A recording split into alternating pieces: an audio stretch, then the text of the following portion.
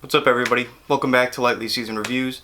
And I know Across the Spider-Verse came out like forever ago. I've been slacking on uploading and putting out any content. That's my bad. I've been busy with work and being inherently lazy, but we're back now, and I'll try to be a little more consistent as time goes on. No promises though, but for now, let's get into it. First up, I'll be talking about Spider-Man Across the Spider-Verse. I thought I'd give a quick spoiler recap before we jump into any review thoughts. So Across the Spider-Verse sees Miles after his first year being Spider-Man. He's still struggling to balance being Spider-Man with school and his personal life. We see him get swept back into interdimensional business after failing to catch the Spot, who's a supervillain who was created by Kingpin's collider explosion from the last movie. Fun fact, he was also the scientist who was hit in the head by a bagel that Miles threw in the last movie. Pretty cool tie-in. Maybe it was an everything bagel, like in Everything Everywhere All at Once. Back to the recap, we got Miles and Gwen reuniting in Miles' dimension, Earth 1610. And then he follows her to Mumbattan, which is on Earth 50101, which is the home of Spider-Man India. We also end up meeting Spider-Punk as they all fail to stop the Spot from getting more power from the collider in Mumbattan. In the chaos, Miles ends up saving a police captain and a little girl, which we hear Gwen be notified was a canon event. All the spiders head to Spider HQ in Miguel O'Hara's dimension, aka Spider-Man 2099's dimension, who was responsible for putting together the entire Spider team and headquarters. This is where we meet all the Spider-Man variants and villain variants as well. This is also where Dad Bod Spider-Man from the last movie comes back in with his infant daughter, Mayday Parker. Miguel then explains that there are these moments called canon events that help to shape the Dimension Spider-Man and helps to hold the dimensional web together, and that if enough of these canon events don't happen, the entire multiverse would collapse. We also learned that Miles was never meant to be Spider-Man and that the spider that bit him was from another dimension and was meant to bite someone else. This caused Miles to become the first anomaly in the multiverse, which lets him interfere with canon events like the one that happened in Mumbattan. We then learned that Miles' father is meant to die as a canon event since he was just promoted to captain in Miles' Earth. Conflict then ensues and Miles is chased down by every spider being in HQ. He escapes and gets sent to what he thinks is his home dimension. He later finds out that he was actually sent to Earth 42, where the spider that bit him was originally from. This is also a dimension where his father is already dead, where his uncle is still alive, and where the variant of Miles that lives on Earth 42 became the Prowler. He then gets captured by his Earth 42 uncle and his own variant.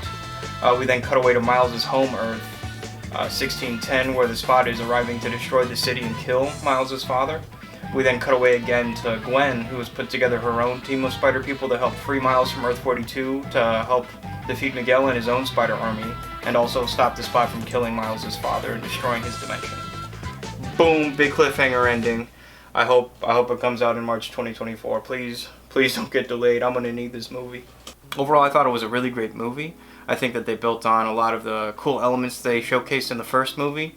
Like the animation, you can really see the 5 years of grind that they put into it, into every small detail, how smooth the animation looks, and how they've really developed some of the Dimension's art styles. Like Gwen's Dimension, for example, I like the way the background is always shifting and changing colors depending on the character's emotions. And I also thought that the big chase scene in Spider HQ and then in the city outside was really cool. It was really smooth, really cool to watch. There's a lot of moving parts and details going on, so I thought they did a really good job there. I believe that it was also reported that it took them about 4 years to actually complete that entire sequence, and you can really see it. There's so much detail going on. Another element that I thought that they improved on for this movie was the musical score by Daniel Pemberton. When I say musical score, I'm talking about the music in the background of the scenes, not necessarily like the Metro Boomin tracks that they put on. When I say soundtrack, I mean Metro Boomin. When I say score, I mean Daniel Pemberton's work, so I thought he did a really good job there. I really enjoyed Gwen's themes when they were being played. I think they showcased a lot more drums in that to kind of reflect her background being in a band. I thought that was a cool little detail they threw in.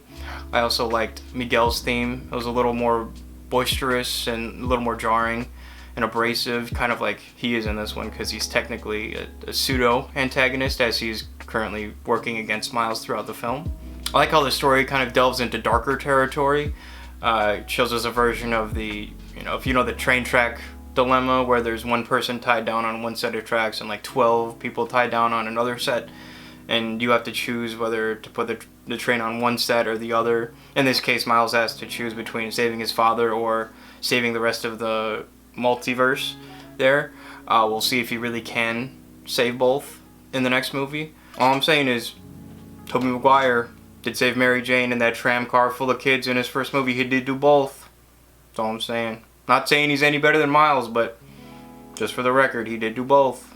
Another part that I liked was seeing the full Morales family dynamic kind of looping in Miles' mother Rio a little bit more into the equation. Like in the counselor conference, seeing them play off of each other, have their own small conflicts, just seeing that whole picture there was cool, where, you know, the first movie was mainly just Miles and his father, that dynamic being shown. I guess we now understand a little bit more why they took Rio's last name and not Jefferson's last name, and not because Miles Davis is already a real person and we don't want to confuse people.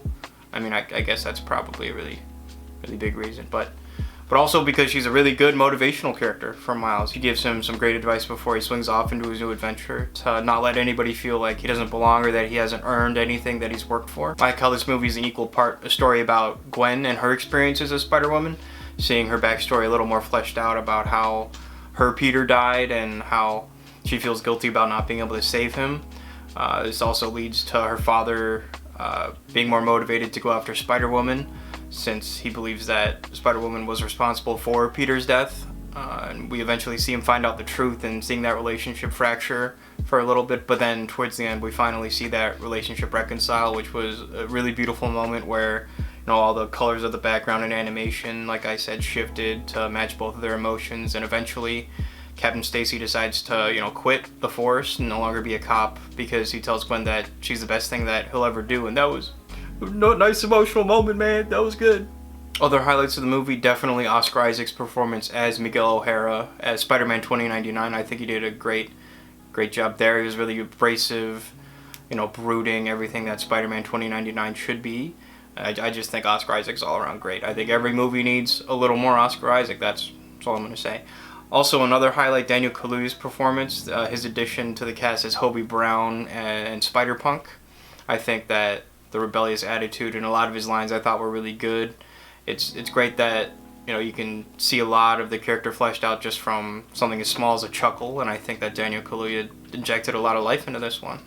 Now, getting into some things that I thought held the movie back a little bit from being totally perfect, I feel that, you know, coming out of the theater you could really feel the incompleteness of the movie being a part one. I definitely wasn't as satisfied walking out of this one as I did the first one because of, you know, the whole full story going up and then down on the coaster. For this movie, it felt like we were just going up and we never really came all the way down out of it. I would call it, you know, walking out of an all-you-can-eat buffet, but also wanting to run it back immediately after and go to another buffet. I'm sure once the next one comes out, we'll get the full scope and I'll probably bump this one up to a 10. But as of right now, not as satisfying as the first one. I don't feel like we had like a goosebumps chills scene like in the first one in Into Spider-Verse. We have Miles taking the leap of faith off that building. I literally have like that one still shot of him upside down and then it's the rest of the city coming at him. That's literally been my computer background for the past five years ever since that scene dropped.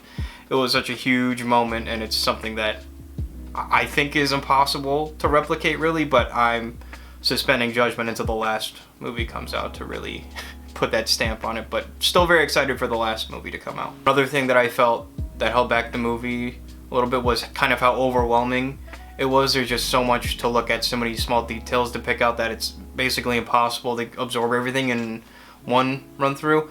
I feel like my second run through I really enjoyed it a lot more because I was able to focus on smaller details and not follow the plot as closely. I was able to pick out small details like Miles' roommate Genki not only playing Spider-Man 1 but also Spider-Man 2 on his PlayStation. I was able to also pick out when we were looking at the Spot's origin story how a lot of those drawings, you know, kind of flew by in the first run through, but in the second one I was able to recognize Miles from Earth 42 sitting at a desk before the spider gets swept away to Miles' Earth. You can see his braids in the back, so that kind of insinuates that Miles on Earth 42 should have been Spider-Man. So I guess we'll see a little more truth to that maybe in the next installment. But yeah, overall, Across the Spider-Verse, great movie. On my first run through I gave it an 8 out of 10, but then after my second run through I bumped it up to a 9. because just picking out more details just made it that much more fun and enjoyable and not being super overwhelmed. But yeah, the one point taken off definitely just because it's just got that part one issue where we don't truly get that satisfying clincher, but I'm definitely open to putting it up to a 10 after the last one comes out and we get the full circle story. But only time will tell if they stick the landing. I have faith. I truly hope that they do. I'm super excited for March 29th.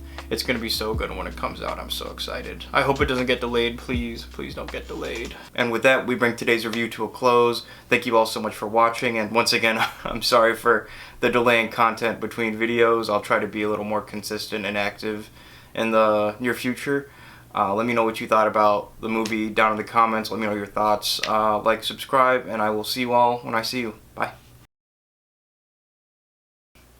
Just do that. Just do that.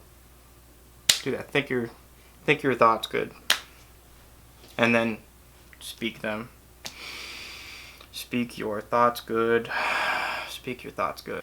Boom, we got it. We're not gonna do shadow puppets on the walls. Boop, boop. Hi, what you doing? I'm trying to record a video. How's it going? Poorly.